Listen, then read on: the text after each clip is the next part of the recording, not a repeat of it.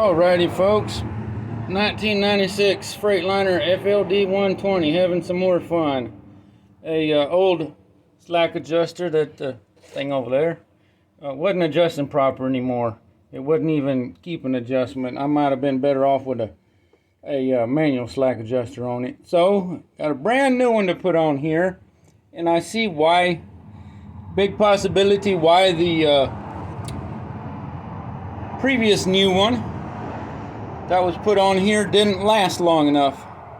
This here is supposed to have one of these holes lined up with the hole in the center of the S-cam. It's not. So I'm going to have to take loose over here the jam nut and then this other nut inside this type of clevis. It also has a nut that goes up inside that hole on that one. I don't have to put a brand new one because it already had one, but I definitely have to make some adjustment here to correct somebody's problem in order for that to get lined up with that hole, for it to hold adjustment proper and to last longer. And then I will need to put one over here as well. So pay close attention to all your equipment and everything and what it needs.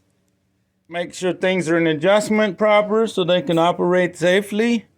This thing already got another brake diaphragm and some new hoses the other day. I don't remember if I did a video or maybe it's not loaded yet. Whatever, this will get done eventually. It's Sunday evening and I should be suppering and showering and relaxing, but hey,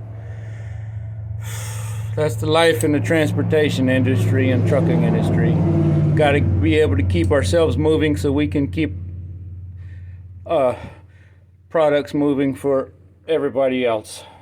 Hopefully someday there'll be a little appreciation for the people doing it. Take care.